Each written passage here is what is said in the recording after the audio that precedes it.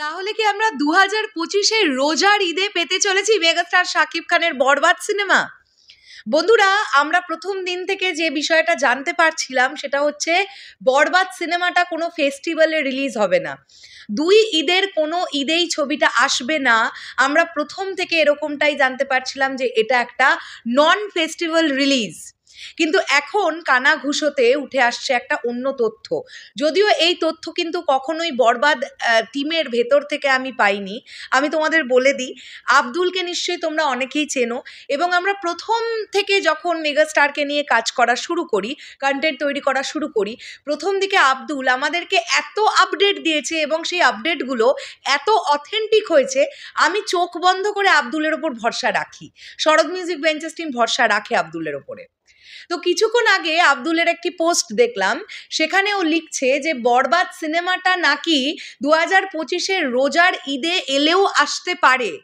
আব্দুলও কিন্তু কখনোই লেখেনি যে রোজার ঈদেই আসবে। মেকার্সরা টার্গেট করলেও করতে পারে ঈদকে, তার মূল কারণ হচ্ছে এই ছবির বাজেট যেহেতু অনেকটা বড়, তাই এই ছবিটা ফেস্টিভ রিলিজ হলেও হতে পারে।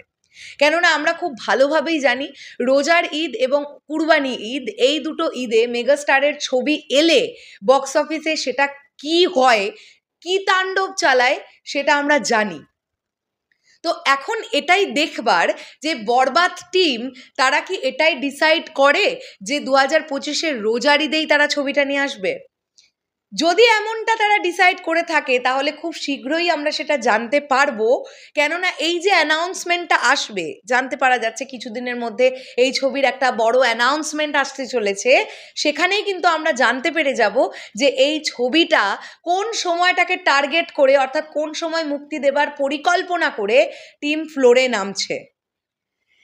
যেহেতু এত বড় বাজেটের একটা ছবি রোজার ঈদে মুক্তি পেলে কিন্তু বিষয়টা মন্দ হবে না। এবং আমরা এটাও জানতে পারছিলাম কানাঘুষোতে যে মেগাস্টার শাকিব খান তিনি ঈদে রিলিজ কোনো সিনেমা যখন তিনি শ্যুট করবেন বা তিনি কাজ করবেন সেই সিনেমায়, সেই সিনেমার কিন্তু একটা বড় অ্যামাউন্ট পারিশ্রমিক তিনি নেবেন সেই সিনেমার জন্য, এবং সেটা শুনতে পাওয়া যাচ্ছে যে 2.5 কোটি টাকা।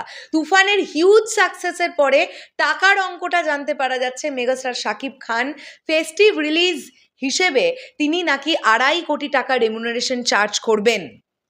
যদি সেটাই হয়ে থাকে তাহলে বরবাদ সিনেমার বাজেট জানতে পারা যাচ্ছে কিন্তু অলমোস্ট 15 কোটি টাকা, এবং এই সিনেমাটার ম্যাক্সিমাম অংশের শ্যুট কিন্তু হবার কথা ইন্ডিয়ার মুম্বাইতে। সো রোজার ঈদে যদি ছবিটা মুক্তি পায়, ছবিটা আলাদা লেভেলেরই একটা ব্যবসা করবে। যদিও আমরা এটা মনে করি যে মেগাস্টার শাকিব খানের সিনেমা এলেই সেটা ফেস্টিভ্যাল, মানে আলাদা করে কোনো ফেস্টিভ্যালেই মুক্তি দিতে হবে, ফেস্টিভ্যাল ছাড়া মেগাস্টার শাকিব খানের ছবি বক্স অফিসে সাফল্যতা পাবে না, আমার মনে হয় না বিষয়টা এরকম।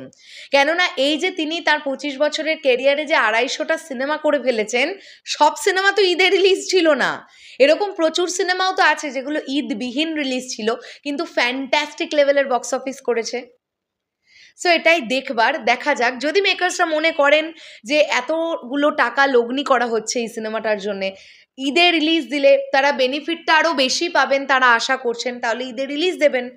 আর এরকম অ্যাকশন ধুমধুমার ভায়োলেন্স, ধুমধুমার মারামারি, এরকম একটা বড় গ্র্যান্ডারের ছবি ঈদে দেখতে বাংলা সিনেপ্রেমী মানুষ পছন্দ করবে, এটা আমার বিশ্বাস। দেখা যাক কি হয়, দেখা যাক।